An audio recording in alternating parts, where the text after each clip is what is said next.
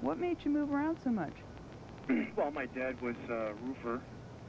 We moved around, you know, as the work forced him to move. And like I said, originally we came from New York, lived in Tucson, then Phoenix for a while, then moved out to California, and now we're back here again. Okay, good. Well, now, one of the things I was thinking about just before we went up is I have kind of a sociological look after all these years. I know what brought me to Tucson. I wonder what other people are doing here. Tucson society doesn't really seem like any other society in the United States. We do a lot of bartering here. There's a lot of very community-minded but very quietly acting people. I don't know, you may have just lost me when that went by. I heard you. Can you hear me? Okay, yeah, I've got you. And it's astonishing to me because there's so many people here for so many diverse reasons, and yet we seem to work better in many senses than a lot of communities that I've heard about in the last 20 years and in the 21 years before that, you know, I lived in other locations. Yeah. But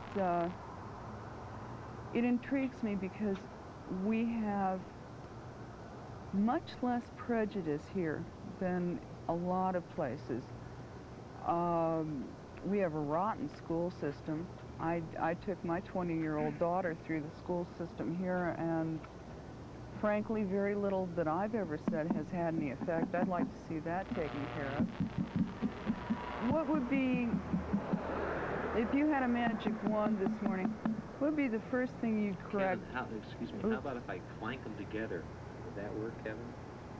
Oh, we're going to do the sonic method of healing our electronic equipment. Try it now. Okay, can you hear me? Yeah, you're still here. If you actually had a magic wand, what would be the first thing you'd fix in society? Well,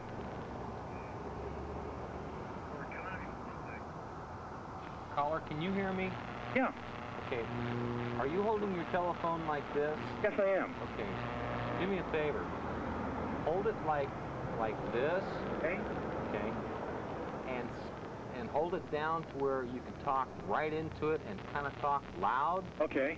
And so because we've got really crappy speakers out here that we're trying to mic up so that everybody else can hear, plus more importantly so that Debbie can hear you, so that she can communicate with you. Because I really want to. I'm glad you called back. Yeah, but try to hold this way and talk loud, okay? Play CB. Can you hear me? Can you hear me? Yeah, you're coming in better. Okay, because I'm holding the phone just like you said. Oh. Just scoot your chair a little bit closer. Well, I think maybe if I move over, I can encourage more instant access personnel to come out. I think they're all hiding. I think they're all sleeping. I think they're right. Anyways, you were saying about a magic wand. Yeah, you say you'd heal the economy first? Right. Yeah, I think that would be a good thing. I think that, you know, a lot of people are losing their faith with the government, but I don't think, with the country in general, I don't think it's the country. The way the country's being run. Yeah. You know? I think, yeah, but sometimes what perturbs me, and this isn't meant as a conservative or traditionalist statement, because I'm neither. Sometimes I feel, particularly on days like 4th of July when we're supposed to be acting as a community, and we're supposed to be pulling together. And everything I hear from everybody around me has to do with, you know, what's wrong. And I don't mean to use the old half full, half empty jar of water thing. But it scares me because most people don't want to take a good look at some of the good things we have. One of the things that bothers me about our economy is that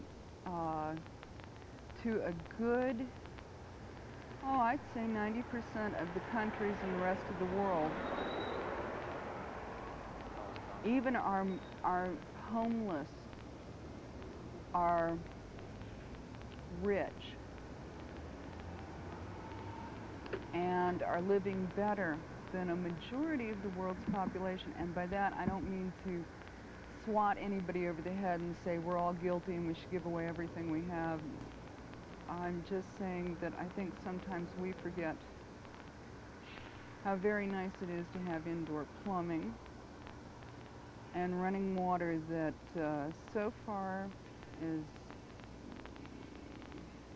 testing relatively clean.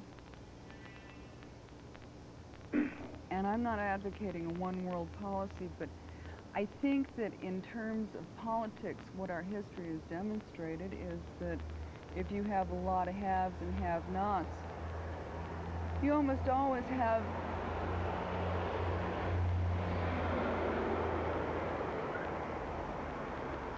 an economic redistribution of wealth over a cycle of time based on the fact that there is a finite amount of material in the world that we consider valuable. There's right. a lot of things we don't think are valuable.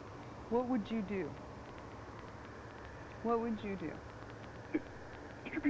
I mean, just say you had the wand, you pointed at the economy. Where do we start in the economy to make the dollar a real piece of paper that means something again, instead of being Well, I think one of the things we should do, is, I think Kevin mentioned this last weeks ago when we last spoke, is basically making America, the United States, an independent sovereign nation again, in that we should perhaps close down the, or start regulating more of the taxes and tariffs in this country. Yeah. I mean, we still have the capabilities to produce iron. The nickel. Midwest still has the capabilities of growing. California is still growing agriculture and so on. We don't need to depend on other countries for this stuff. We can do it right here. Right. I mean, the Alaska pipeline. Where's the oil going to? Japan. I mean, we built this ourselves. The Panama Canal. We built this. This is our stuff, and we're just giving it away. I know. And we're doing it at the expense of trying to maintain an economy that, this is the whole supply side economics thing, voodoo economics, that you are somehow going to know today what the public will want 10 months from now, and so since you can't really know, you have to up your advertisement. We have some really unrealistic prices that we set on things. If you look in a 1900 Sears catalog for automotive, they were selling cars through Sears. Right. And they cost $800. And they scared the horses, and you had to do a lot of things to let people know that you were daring to cross a crossroad. Oh, look. Okay, after you sit down and start talking. All right. Is he sitting down and talking? Yes. Ah, well, see, now Kevin's back. Oh, I'm back. And I think the audio may be fixed, but if not, we we're hope. wasting time here. He wants to come and talk.